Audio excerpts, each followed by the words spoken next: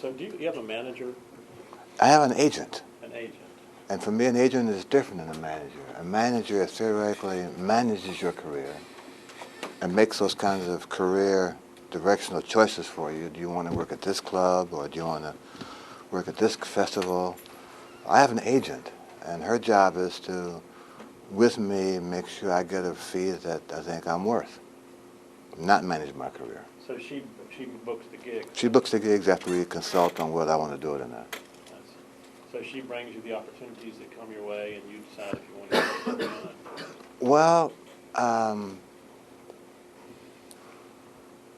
or do you create your own? She doesn't have to look for them because I'm already kind of famous, you know. What she has to do is weed through these offers and find out what's the best one she thinks for me to do at a price that they can afford. We've been negotiating, she's been negotiating with this guy out in Seattle, whose name I won't mention, with a jazz club. And this jazz club is a very nice room, and part of his enticement for bands to work out there is that you stay at this hotel that he's a co-op building that he has control over or an input to. And I've been told by people whose cleanliness I respect that this hotel, the condo, is really a drag. It's awful. So I've instructed her that when this guy calls back, don't take his call. Just hang up, because he's offering the same kind of money and the same abominable living conditions. And her job is, in this case, to be the bad guy, is to tell him that he's not available again and again and again. We working out a deal to go to Chile for one concert. And her job is to do the visa thing, make sure the passports are in place, get the tickets early enough to save on the cost of travel down there and back. And that's what her job as an agent is. A manager kind of dictates to you if you have no career direction. Do you work at New York, or do you want to work Chicago? I got a gig for you here, it's good for your career. I have people come to the club to interview you. I have certain press available to you. I'll get your picture in this magazine or that newspaper. That's what their job is to do, because they're managing to get you famous. And their job is to manage this process. Have you ever had a manager? No. No. You've always taken care of your own career. I've always been responsible for saying no. I think if musicians would say no more often, they'd make more money. And the reason they don't make much money is that there are other musicians who are afraid to say no, and they take the lowest bid the guy gives them. I'm saying to these people, look, if you want to get X number of dollars more per night, then tell everybody to stop working for less than that. That's pretty uncomplicated to me. But the problem is, the guys are so thirsty for work, and believe me, I understand that. I don't want you to think that I think I'm above the fray. I'm not above the fray. I'm just like they are. The difference is, I've accepted the consequences of no.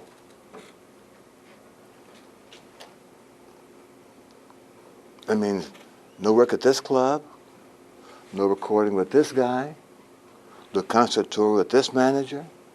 No, I've accepted those choices. Because if the guy calls me back, I'll get 3 times as much money. Because he sees clearly that I mean what I say when I think I want this number of dollars from my services. And until those musicians get comfortable with saying no and not being able to work because they had a point of view that they thought was valid for them, the money will never go higher. And I'm speaking reasonably so. You know, I mean, if a guy can go out and get $40,000, $50,000 a concert, hey, great for him, but that's not in the future for everybody. But I do think that in the future, everybody has been able to work at a club and get more than $30 a night working 3 sets. That's certainly in the realm of possibilities. And until these musicians began to what I call quantize their talent, I mean by them figuring out what they think they're worth, and what their financial needs are for this particular gig, they'll always be stuck working for the door. Because this is my attitude. For all these years, I've been called or said a lot of not really nice things. I've been called a jerk, arrogant, hostile, indignant, asshole. All those nice terms people call you when you don't bend their way in the wind. And I'm okay with all that stuff, man. I feel good. I think if I were a philosopher, I would feel to say that if people are mad at you for thinking what you're worth, you don't need them to make your worth less. Unfortunately, the industry is caught up like everything else with the computer age. I'm not sure it's just the jazz community in and of itself is affected different from the downloading of songs. I think people don't really download many jazz songs, but that process of downloading those other kinds of music songs has made the places that sell those records not sell them anymore. And because they aren't selling those records anymore, they aren't selling the jazz records either because the store's closing. So we're the victim of downloading due to the fact that the other musics are taking all the downloading in the stores that don't need to sell this physical packet anymore are closing. Therefore, there's no facility left to sell the jazz CD, which is not being downloaded as much as everything else. My concern has always been when they put the law in that they would pay musicians a certain amount of this download money would go to a bank or an account to be distributed among musicians. I was asking, God, well, how do you decide who gets some kind of money? I mean, how do you determine that? And how much do they get? And how long before they get paid from the first payment is in? Some real interesting financial questions. And I got these question marks. Well, gee, we don't know. Well, we don't know. I said, well, don't tell me I'm in good shape. I have more questions now that you can't answer. But I think the musicians are starting to be more self-contained than before because there's no one literally looking out for them but them. Unfortunately, they feel that to do it all by themselves, they're better off, and I'm not sure that's really the case. I think to do it all yourself, it still takes 2 or 3 people. In 1964, my late wife and I published my first Building a Jazz Bassline book. Just before online publishing and all that kind of. She was a copy editor, so she knew where to go to buy, get the plates turned out, get the photographs put in the print in the plate. Who could do the typesetting? I mean, the whole really hands-on stuff, man. And we advertised in 4 or 5 big European jazz magazines and the Coda magazine in Canada, and man, we advertised in 6, 7 magazines. And I was going to the mailbox every week, taking out 200 or 300 orders for this jazz bassline book. I mean, after a year, I just couldn't do it anymore, and she got tired too. I go to the bank, man. I'm stamping this little stamp for this $20 book for 20 times a month. I said no. Now it's easier to do that process because you got the internet and all those other services.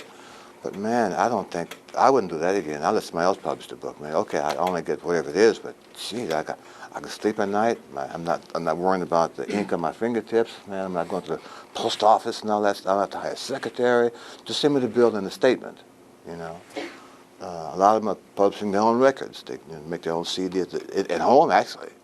They make their own labels. They get their own unit. I mean, and they sell them at the gigs where they work. And for them, that's great. But for me, I won't do that. I just feel that that's past my line of dignity, where I have to play the music, write the music, hire the band, make the record, make the packaging, and hire somebody to sell it at the gig. I just can't do all that stuff. I won't allow me to do all that stuff anymore. So I'm comfortable enough to know that I'm playing the best I can play. I got the best band I can hire. I'm paying all I can pay them, and hopefully the people will get on Amazon and buy the record. I'm okay with that. You know, I'm not concerned about being stolen blind by the record company. You know, I got enough worries, you know, and I don't want to add that to my list. But there are a lot of guys who are, man, they're really on fire with this, make your own record, make your own CD, and some at the clubs. Which, by the way, they're as wrong as the companies because they don't pay the guys whose tunes they are on their company. And I've had my songs recorded by some of these people who record their own label, their own records. They're supposed to pay me like $6 or 6 cents a tune, a record. Well, I haven't seen any money from these guys. So they're no better off than Blue Note or the major record companies in terms of paying the mechanicals and the correct royalties for records that they do sell, that they own, of songs owned by somebody else. And I'm sure they aren't going to BMI, the big boys, and saying, here's $6 for a song, for a Warner, a Johnny Mandel tune for my record I made on my own. Or I'm sure they aren't doing that kind of payment. So they're really no better than anybody else. They aren't making any more money. They're stealing more money because they're stealing on a much smaller scale, but a lot more money. So I think it's more than a notion to say, I'm going to make my own record, man. I'm going to make all the money. I say, hey, man, just pay me my 6 cents per record sold. We can do this. It's 9.1 now. It's down to what? 9.1. Hey, bring it on. I got to call these guys starting tomorrow. Do you have a publishing company? I've had a publishing company since 1964. And you run it? I'm in charge of it. Well, I run the company. I do have my licenses written by an attorney who does that. But I do everything else. I collect the money, comes to me, I give him a percentage of what the lawyer's fee should be, and I go on vacation. So basically you've got an agent and a lawyer. I have an agent and a lawyer who helps write who reads the contracts for the record contract, for example, I got for Blue Note, and he issues the licenses that allows people to record my songs through my company. Right. And you do soundtracks for movies and television? Or? I've done those things. You know, one of the problems with those is those companies, they want a large share of the royalties of the mechanicals from the publishing company and the writers' rights. And I have a hard time agreeing that that's fair. You know, it seems to me that when the publisher publishes your song, his job is to get that song recorded by someone else. And most people who want a part of this company do not do that. They want 50% of your company. So my view is, why should I share my song with this publisher whose job is to get it recorded if he's making no effort to get the song recorded? So I don't do those things often because I can't get the kind of control I want over my music, and I can't get the kind of payment scale I'm looking for because they want half of the publishing company to go to them. And unfortunately, when the payment comes out, the money goes from the company or the place to the publisher first. And he pays you when he feels like it, whenever that is. In the meantime, the money's landing in this account, getting interest and all that stuff, and I'm working with pennies trying to make it work. So financially, for me, it's not the best of any world. I mean, I like to say I did this film or that TV show. That's nice, but there's so much involved past the ego of your name on the screen saying music written by. I got past that a long time. You know. I'm really past. I'm so over that. That phrase still in. I'm so over that. Yeah, I'm so over that. You know, when I quit teaching school 4 years ago, one of the things I missed was the students who would upgrade and who would download a hip vocabulary for me. So I would say a phrase like, that they thought was really old. They would just let me know, said, Professor Carter, can you find another way to say that? I said, no, I don't know. It's okay. Come this way. They'd go on the screen and show me the hip phrases for the day. So those phrases, if my phrases sound a little outdated, blame it on retirement. You know. You're not retired. Yeah, man. I retired from teaching school from 20 years to teaching City College as a distinguished professor of music emeritus in 2002. Yes. I taught from 1983 to 2002, 19 years. You taught? I started off teaching jazz history. And I ended up teaching the graduate ensemble, an undergraduate ensemble. I had 7 private students, I taught jazz history. I taught arranging, on and off for 18 years. So you started to play. And that was good money. Yeah. Yeah. College? Yeah. You get extra money as a distinguished professor. Above the salary. Oh, that's right. So you say you started your publishing company in 1964. 64. Yeah. You've only been in the city for 5 years, and how, I mean, most of the guys that I know didn't have the thought to even do that, and they're still struggling with the thought to do it. How did you get the idea just to start a publishing company? Well, I was working with Randy Weston in 1960. Randy Weston was a great friend of G.G. Grice. G.G. Grice was an alto player who was in New York in the early 50s, who was one of the first musicians to start his own publishing company. He ran into some serious problems with the record labels who didn't want to record his songs because he wouldn't give them the publishing rights. And I said, well, why, man? He said, well, if you have a song that's worth $6 on a record, it's split up between the publisher and the writer, and if you have half that go on to the publisher, you use 1/4 of the royalties. And why should I give them the money when they didn't do anything to earn it? And that sounded pretty reasonable to me. I mean, yeah, okay, it sounds reasonable.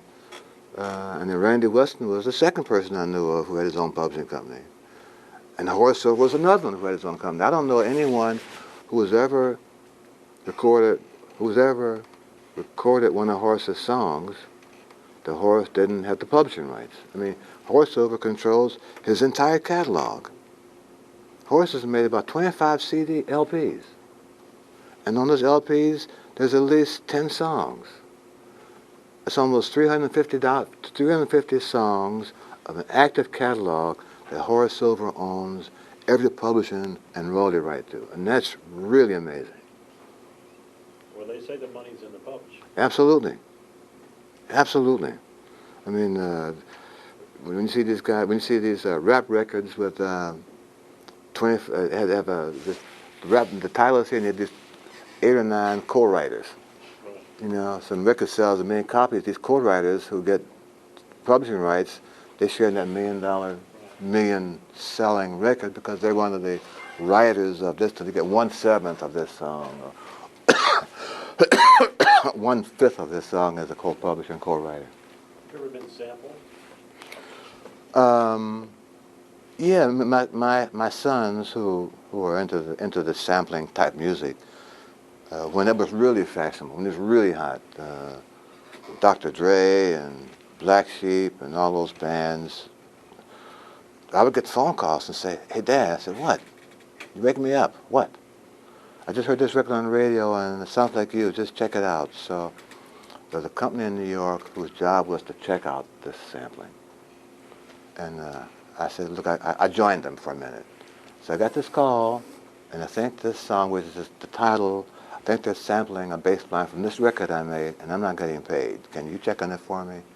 And within a couple of months, they would find the record, and I would get a reasonable amount of sum of money that I had to share with my son, who discovered it, for being sampled. I'm probably the most sampled upright player on the scene today. So now they're paying you? Well, whenever they do, I mean, they still think that it's okay not to do that, which kind of blows my mind. So they have to be vigilant. My sons have to monitor this stuff on their own because I don't have the time to do that. I'm sure there's out there being done now that I don't know about and I haven't gotten paid for, but okay, maybe that money wasn't supposed to be mine anyway, so I'm okay not to worry about that. How many records have you made of your own now? Oh. I guess probably 70, 75 under my own name as a band leader. Do you get paid on those records? Well, the general arrangement is you get an artist's fee and essentially a budget to give you $35,000 to record this record, and whatever is left after your expenses, they're paying for the arrangements, paying for the studio, paying musicians salaries. If there's anything, paying your salary, which I always do. I always pay me a salary out of the budget, because that's what budgets are for, to pay salaries. Whatever is left, that goes to you. But you have to remember that you don't get any artist royalties until the record is paid for itself. and you pay back this $35,000 loan that they gave you to make this record. You don't get any money as an artist royalty until you pay for the record or repay the loan, actually. So that means if you're selling, if the records cost $10 a record, and you got a $35,000 loan, you got to sell 100,000 records to be able to get your artist royalties of $3 a record. Starts when that's paid, and not one penny before.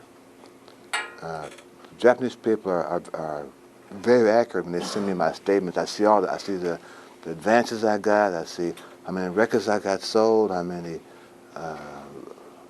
deductions, less the taxes for each project. They don't add them all up. So I've done 17 records for them, and I still have that eight now in the pipeline, so to speak, that I owe a balance on. And they send me every month, every quarter, a statement saying that this record number is this record number, this many copies sold, they were sold for this purpose, either download or a compilation. Your balance is whatever it is, less the royalty, less the price money is sold for this record. This less this means that you owe us this much money, and we'll keep subtracting this money until you sell the money until you get your royalties. Once this is zeroed out. Do you find that you spend a lot of time in Japan and Europe? Do you find a stronger reception for the music? Well, you know, what I find in Europe is that I belong to a collection agency called BMI. There are two in New York, basically, BMI and ASCAP. Broadcast Music Incorporated and the Society for the Some Composers or something, right? I don't belong to them, so I need to know what they stand for. And I belong to a couple in Europe. What they do is they come around in Europe, come around to the concerts in Europe, and ask for the program to find out what songs were played, so they can report this information to that collection agency in that country, and this collection agency forwards this music and money to your agency, in this case BMI in New York. Now that's supposed to happen in the States. I have never seen one collection person come by and ask me for the program of this night so you could send this information to BMI or ASCAP or CCAM or Harry Fox or the Royal Publishing Music Company so that this person gets the money from a live performance. In Europe, they're better monitoring the radio with the music on it. They're better monitoring live performances of a catalog that they may or may not own. I won't say that the country itself is more aware of jazz. They are more aware of the business of jazz, that being the royalty possibilities and collection of monies from these various formats that the United States agencies don't seem to be tuned into getting. You're aware that in Europe that you get performance money as an artist, whereas in this country you don't. Yeah, but the publishing of the tune. Publishing you get in both places, but, yeah. But they don't monitor it like you say. ASCAP does not anymore send around people to go to clubs. They used to. Yeah. Well, I never saw them do that. I never knew them to do that while I've been playing in New York. They may have done it when I've been away, and I'm okay. But the fact is that nobody does it now, and it's hurting the jazz musician is getting missing some money he earns by not being able to get paid for his complete act, which is playing original tunes. Yeah. Well, anybody have any questions, Dr. Clark? Now what happens is at the moment I head toward the door, everybody comes up and says, hey, you know. And it used to scare me. I said, oh man, what did I say, you know? Well, I've gotten a little older, but a lot less afraid. So when I head toward the door, I'm gone. Yes? Was that City College in New York? Yes, CCNY, 135th and Convent Avenue. I went there over the hurricane semester. Over the what? Over the Hurricane Katrina semester. Oh yeah, okay. And it's John Pettit. Yeah, yeah. So that was your job. Yes. And I was wondering, I know we have a bunch of associate professors that teach here, you know, but they're still gigging so much. They can't always devote as much time as as I'm sure they would like to students. Like, how did you control that yourself between picking and choosing the gigs that you could do? I made a commitment to the students in the school. I would not travel other than a weekend, and if it interfered with my class on Tuesday, I wouldn't take the gig. I have come from the airport right to 9 o'clock class. In 18 years, I missed 3 days of work. One was illness, and 2 was a family death.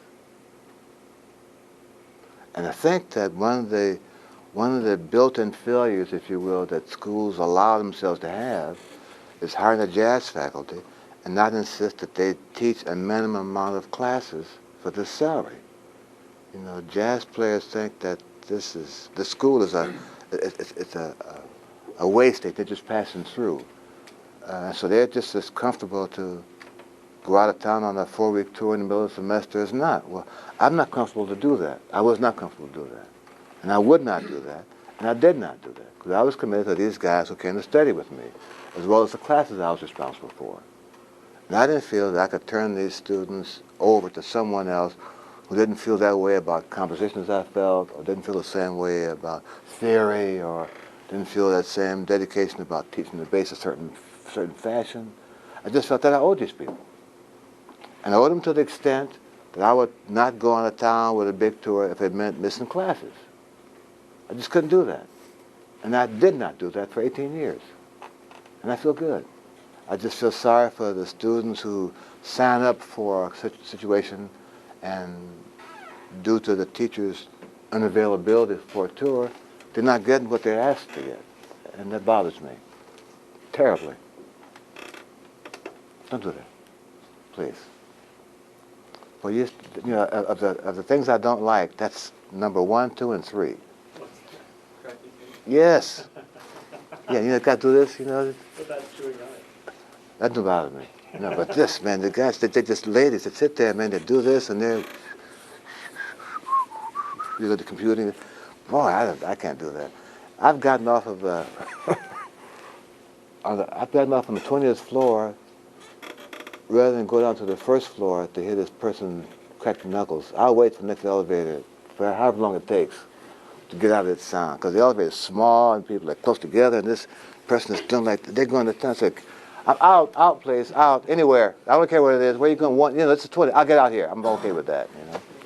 Yeah. Thank you for not doing that. Yeah, you seem to have this strong sense of integrity about your teaching responsibilities.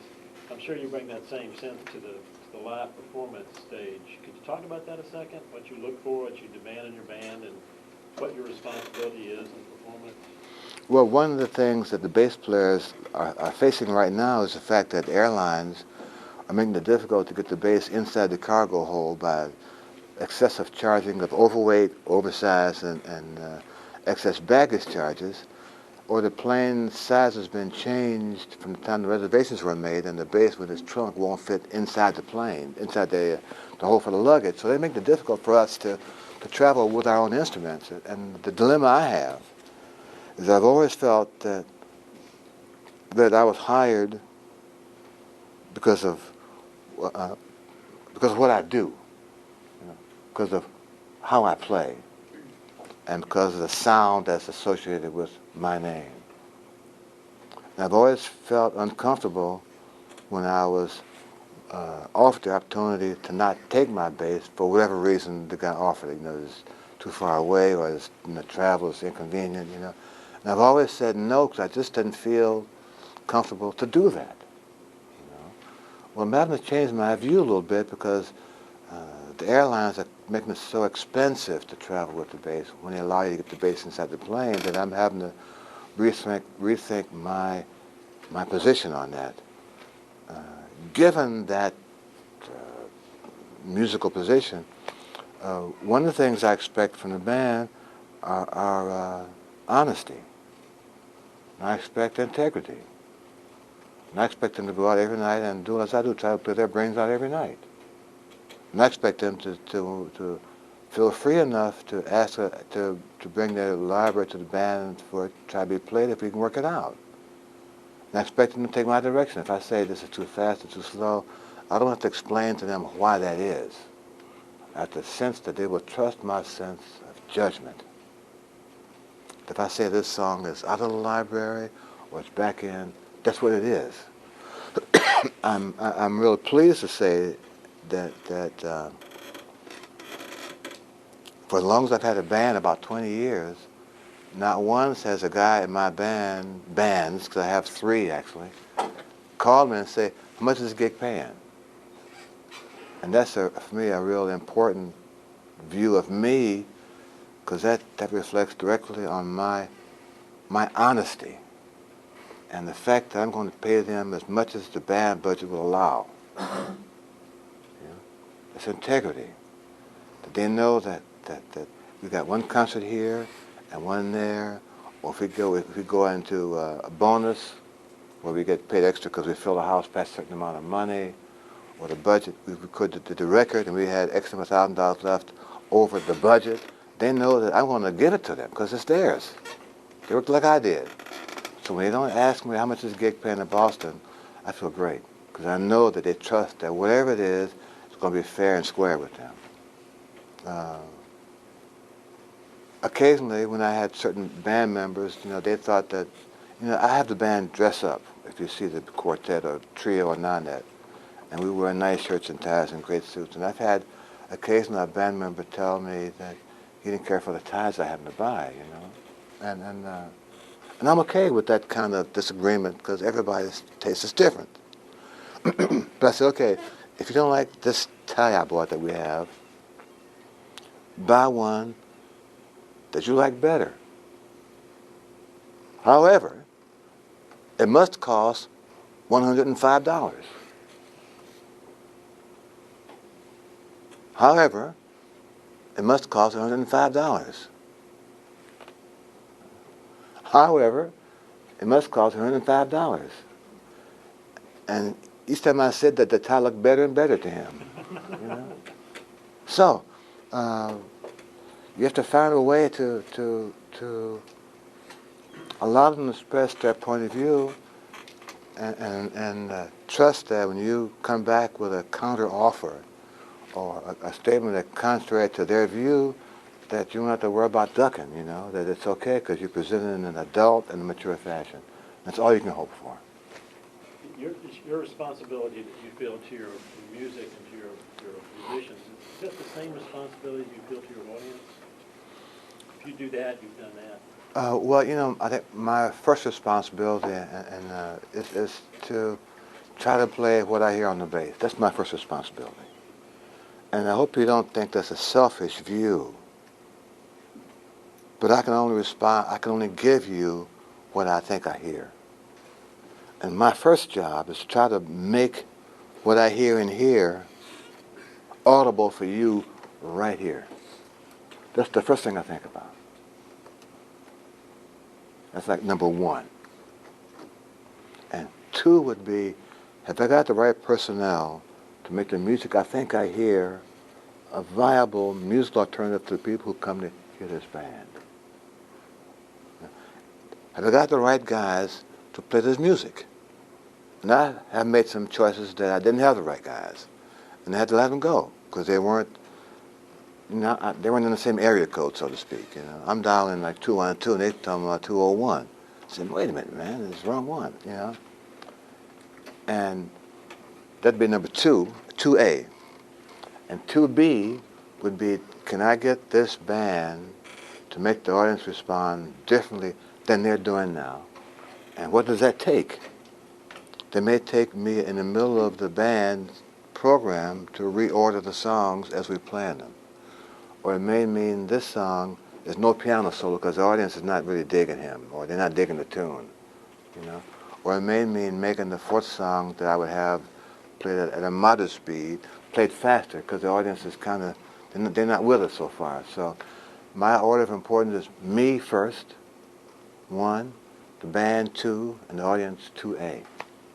As far as getting the music across to a general public and how I view their importance as to what I try to do.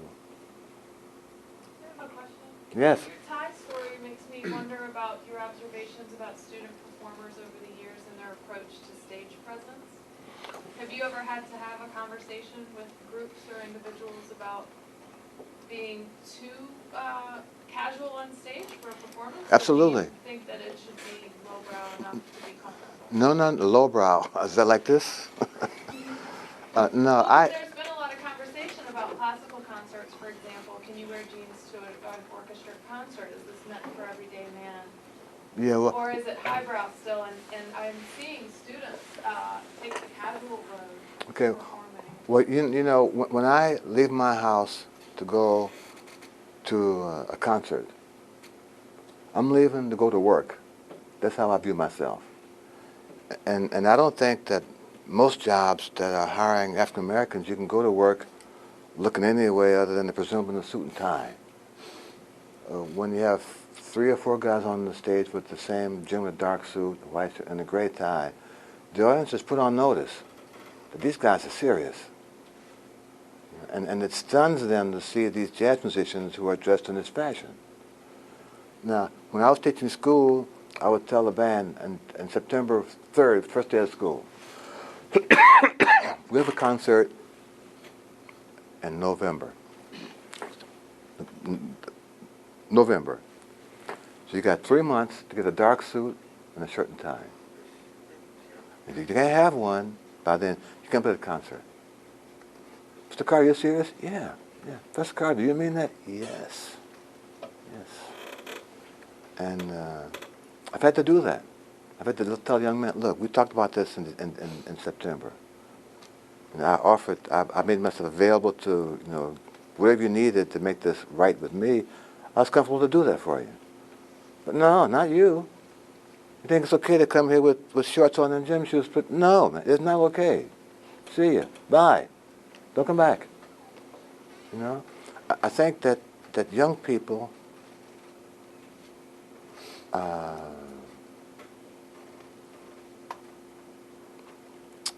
to say this and not get bombarded here.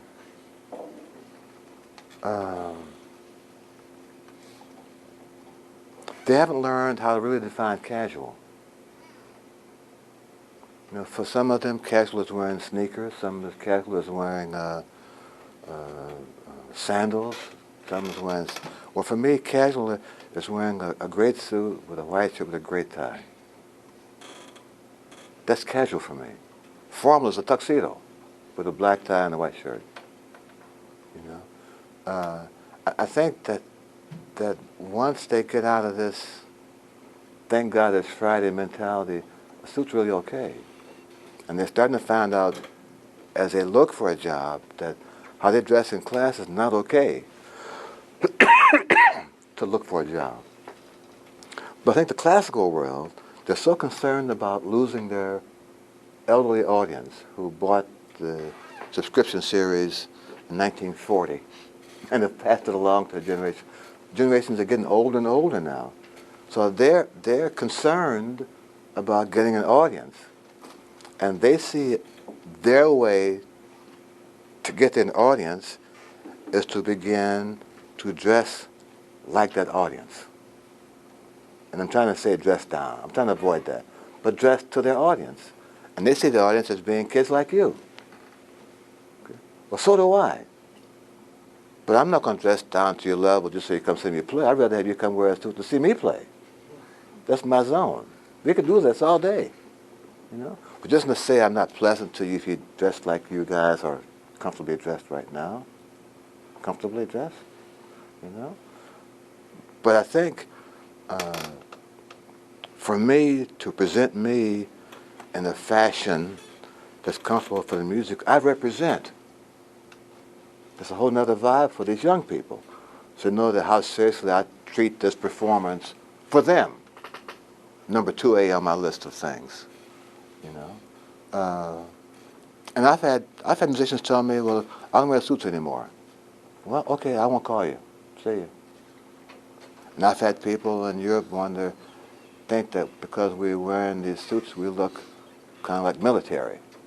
Well, I don't know what that's all about, but I never saw a guy wearing a $2,000 suit like he's in the army. And show me that guy. I want to join this army. I want to be with him. But I think that casual has its own limitations. And depending on how comfortable with you are with the various levels of casualness that there are, depends on how you're going to dress for the gig. And I'm not comfortable dressed like this to go to work. The only time I've dressed like this going to work was my suitcase got lost in Europe and I had to go out and buy some clothes to wear for 3 days.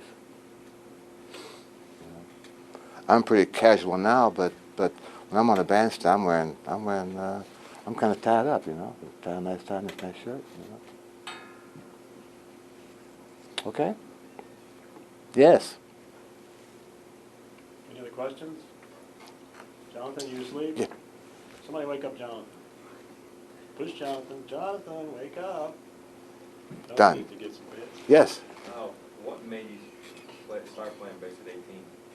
Well, I was playing cello originally at 10, and as I got to high school at 16, 17, I realized that the school would be asked to provide music for certain musical functions, the PTA meetings.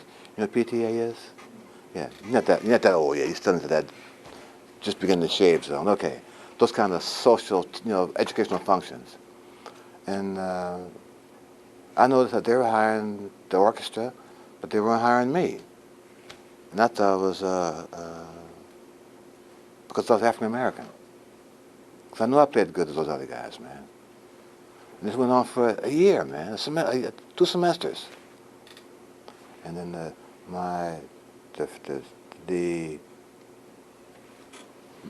senior semester of my senior year, January 1955, the bass player graduated.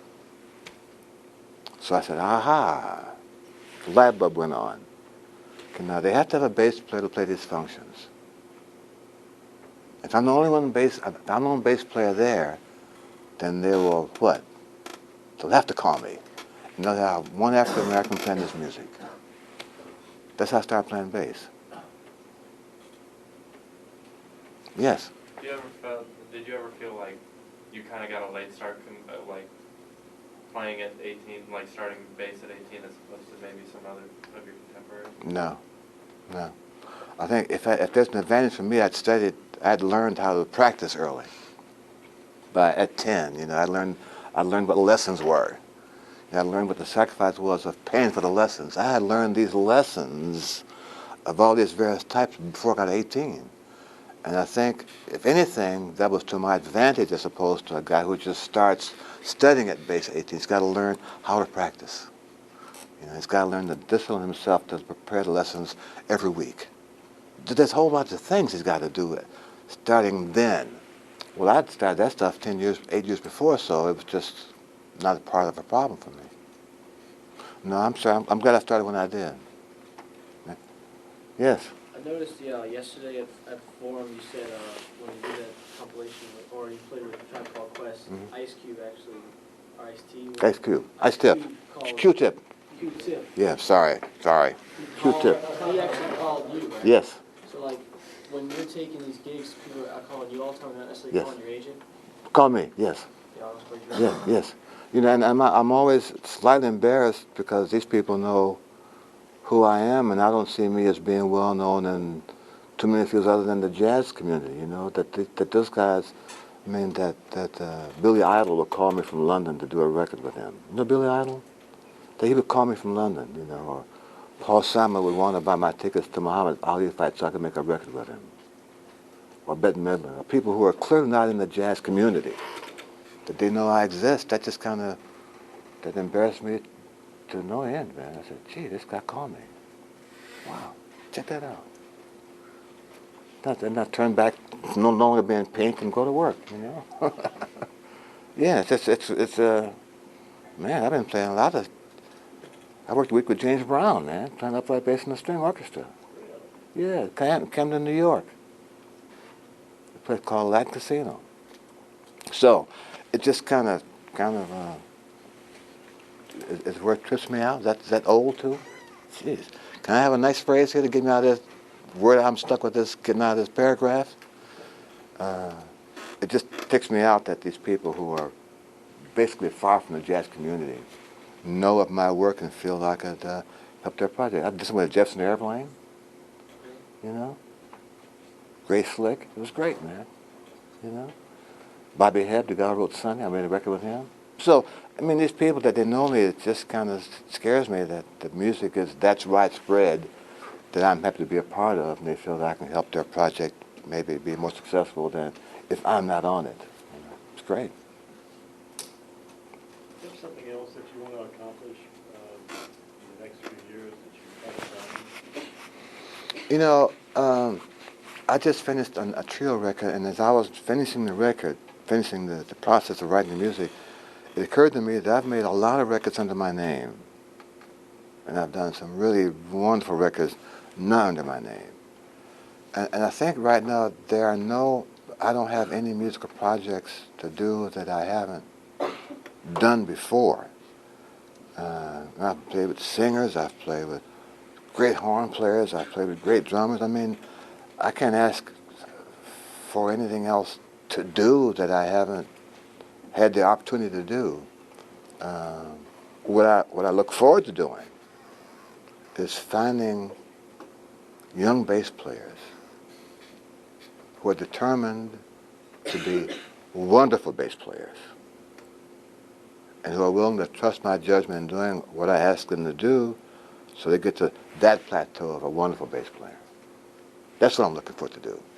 I have a couple of guys who are close, you know, and I make myself available to guys who want to study and see if they're what I'm looking for. But I guess the word may be protege, but that's not almost it. I'm not asking them to play like me, which is not too bad, you know. I'm not asking them to play like me. I just want to ask them to be able to be in a position to make the bass go somewhere else, another direction, a different step, another step. And I'm looking for 3 or 4 guys, or ladies too, who fit into this slot that requires a lot of dedication and devotion and trial and error and sweat, who are willing to put forth the effort to maybe be the person to make the bass go like this. You know? I had my chance, and I'm okay with that. You know? Now maybe I can help somebody else do this. Okay, that's my goal for the next few years. That's terrific. Anybody else, any last questions? One more? Yes. What was the climax of your musical career so far? Say again? The climax of your musical career? I'm looking for it. Yeah, I've had some fabulous moments, man. I don't mean to rough them off as being not important. But, man, I can see myself doing some other thing, having other peaks, man, you know. I had a great one. They had a concert at Carnegie Hall in New York, part of a jazz festival, right? And the program was titled The Master at 70. They're talking about me. And I had a chance to hire guys I wanted to play with for 2.5 hours at Carnegie Hall. So I had me and Jim Hall for a duo, and a trio of Russell Malone and Mulgrew Miller and myself, intermission. Next band was Herbie Hancock, Wayne Shorter, and Billy Cobham. And then up with my working quartet of Stephen Scott, Peyton Crossley, Rolando Morales. Now that would be enough to make me want to just put the bass away and go off into the sunset, you know, go out to New Mexico and count the cactus. But what was better than that was when I walked on the stage without the bass, everybody stood up and applauded for 10 minutes. Now something's better than that. I don't know what it is, but when I see it, I call you and say, this is it, this is it, this is it. Okay? All right. So thank you for volunteering.